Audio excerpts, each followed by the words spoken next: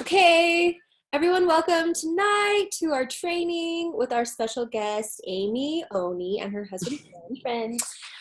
And hello, Trent. Hey, Trent. And like we were saying, Amy just made mentor. Yay! You guys are so nice. And she's going to talk a little bit to us about sponsorship and how to be a good sponsor and just what it takes and what she does. So, go Amy! Okay, so first of all, thank you guys for letting me come on your team training. We are actually driving home from Arizona right now, so we are in a tunnel right this second. So I'm hoping the internet stays okay. But if not, let me know, girls. So I am super excited to talk to you guys a little bit about just being a good sponsor, and I feel like this is something that you're constantly learning, and you learn from your girls when you're building a team, and what you started off thinking was a good sponsor, it's constantly changing because your business is constantly changing and your team is constantly changing. There are a few things I feel like are the strong and steady principles that you will need when you're becoming a sponsor. One thing that I have a checklist, or I have a little notes of stuff that I thought are things that you really need to do when you're a sponsor. So the first one is lead by example. Girls, there are so many people. There's so many people who say all these things, that say they want you to do these things in all aspects of life, not just LuLaRoe. And you want to follow someone who you trust, who you see doing what you're supposed to be doing, and you want to model after that person, and you want to be like them. I mean, we see, you think about like your parents growing up, the way they raised you. Some of that is the way that you are raising your kids now, if you are in that stage in life. And if not, you are taking what you learned from your parents and you're applying it in just different aspects of your life. And I feel like the same thing goes with being a sponsor. You need to be a good example. You need to be using Audrey. You need to be on the trainings, on the webinars. Sorry, the glare is like going to be all over my face. Like, it's so great that I'm trying to not. But, you need to basically, whoa. Sorry, guys. You just need to be following the rules, basically. There's no rocket science to it. If you are doing what you're supposed to be doing, your team will follow suit. There's so many times where I have girls approach me and they say, well, so-and-so is doing that. Why can't I do that? And I always encourage girls to just follow the rules, because one day, you don't want something to come back and bite you. Pretty much, you need to be following the rules. And we signed a contract. I tell girls that too. We signed a contract when we first started LuLaRoe, that we would follow the rules, and that I always tell girls when they ask what's in the contract, because it's a big contract, right? And I don't know how many people really sit through and read that. I always tell them, you're signing the contract that you'll follow the rules and be a good person. That's pretty much what you're committing to do. And that is something that when you are a sponsor, you need to lead by example. One other thing that I was thinking about when Melissa and Aaron asked me to do this, I remember in the beginning when I was first becoming a sponsor, and the thought of leadership, it's kind of scary, right? Because you think, I'm not qualified to be a leader. I don't know exactly what I'm doing. And so I remember being on a call with Art and Kenny and telling them this and saying, I'm scared a little bit. I don't, you just feel insecure. I feel like as women, we kind of do that a lot. We doubt ourselves. We don't give ourselves enough credit. And Art told me, he's like, all leadership is wanting other people around you to be successful. That's all it is. And because you want that, you will do what you need to do to be a good leader. And that was such an eye-opening thing for me, because I thought leadership was this big, grand thing that was kind of unattainable for me. So when you break it down into simple things, all it is you wanting the other people around you to be successful. So you're going to do what you need to do to get them there. One thing, I'm going to say that there's obviously a few things, but being available when you're a good sponsor. Obviously, you have to have balance, right? You have to have balance. You have to have your work and your family, and there needs to be times where your phone is off, and you need to learn how to set those boundaries. And I'll admit, sometimes I'm not very good at that. Again, going back to being a leader, it's constantly changing and you're constantly kind of adapting. But that is one thing, if any of you have gone to see Amelia's time management, it kind of plays into this role that you need to manage your time, and that's how you're going to be an effective leader. So when you are with your family, be with your family. And again, you've probably heard this quite a bit, and it can be like wah wah, like Charlie Brown teacher, like you're hearing it a million times. It's so true. It's the basics. That's why it's been repeated so many times. It is the basics of what you need to do. So be available, but also set hours and respect your time. But when you are at work, you are at work. I personally, I have team calls that I do with my girls, and I do one-on-one calls with them. And yeah, is it time consuming? Absolutely. When I'm doing one-on-one calls with my directs, but it gives me that one-on-one time to talk to them and see what's going on with them and connect with them on a more personable level. And I don't do that every week. I do that every other week. So I only, I have scheduled time for them twice a month.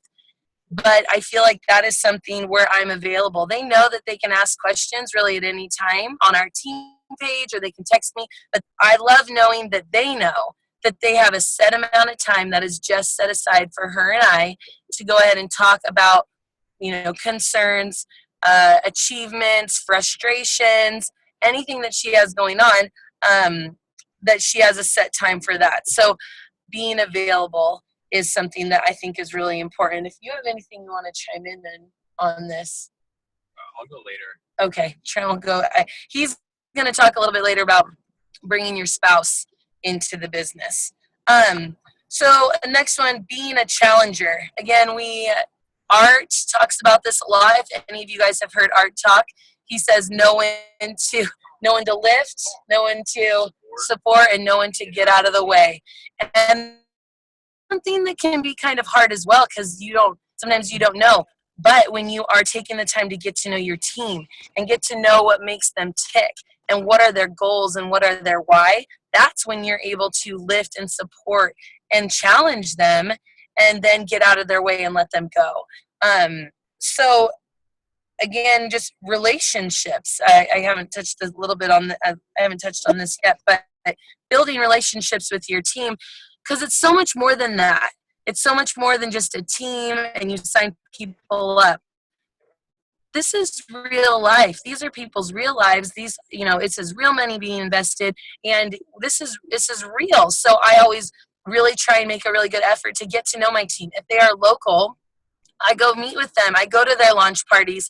I help them. We do swaps. You make connections. And a lot of times you don't even necessarily have to do that with your sponsor, because sometimes your sponsor is not in the same city, town, state, whatever that you're in. So you can make those connections elsewhere. But if you are available and in the same area as your directs, you should be making the time to go and connect with them and be a part of their business and be a part of their lives. And they should know that they are able to talk to you. A couple things that I've heard from girls as this business is progressing and girls are signing up, they say, oh, I didn't think I could come talk to you, or maybe you seem too far out of their reach. That's one thing. You want to make sure that girls feel comfortable talking to you, which is why it's so great that Melissa and Aaron do these team trainings, so that you can get to know your sponsors, get to know your team, so that you can know their personalities. I mean, these two girls are super fun, like really, really fun. So you would go up to them and it would be a blast, because you already feel like you know them a little bit on these webinars, which is why I think they're so great and so important. And this is something, even when your team is small, I FaceTime with my girls a lot, even with just out of the shower, no makeup, no hair, whatever, hair wet. But you get to see people's reactions, see people's personalities. That's something you're, again, building a relationship with these girls so that they know that you care. What's that saying? No one. What's that? No one cares how much you know until they know how much you care. And it's true. I mean, they're going to bend over backwards for you because you bend over backwards for them, and you make the time and the sacrifice to get to know them and get to know their why. I also wanted to talk about, we're going to jump around a little bit. One thing before I hand it over to Trent for a minute, along with being a good example, I touched on it briefly. You got to be on, every single one of you that's on this webinar, good for you, because this is the kind of stuff where you're being a good example. You're on webinars, you're on trainings, you're on these calls. And like I said earlier, sometimes it's stuff that you've heard before. But sometimes it's you just maybe needed to hear it from someone else, or maybe it was just approached in a different manner, and that really connected with you and resonated with you, and you were able to take something from that and go help your team, or go help that girl who's considering signing up. So the fact that you are taking the time out of your day to invest in yourself, invest in this business, and be on these trainings, that's something that is huge. And again, you got to lead by example and be on this. And along with being on these, you're learning. You're becoming more knowledgeable about the business. When you're on those Tuesday training, or those Tuesday webinars with Home Office, you learn. You're kind of in the know with what's going on, because there's a lot of girls who maybe aren't on those webinars. Maybe they're just busy, or maybe they're working, or they have something going on.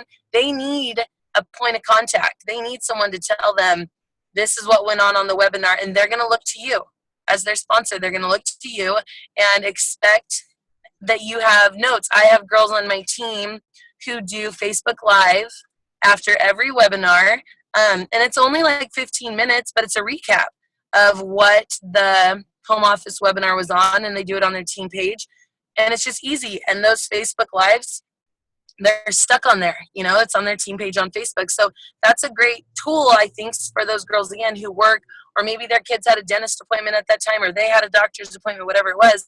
They can go back and listen to Facebook Live and see what information was given from Home Office, because it is just so important to be on those calls. So again, just being leading by example and being knowledgeable and kind of up to date with what's going on with LuLaRoe. If someone comes up to you and says, oh, I heard, let's talk about right now, okay? Oh, I heard packages are going out in 72 hours.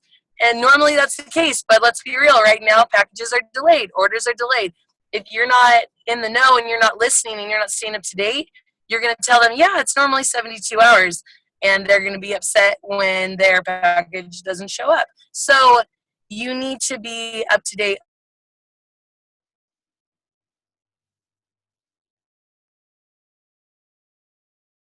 She frozen.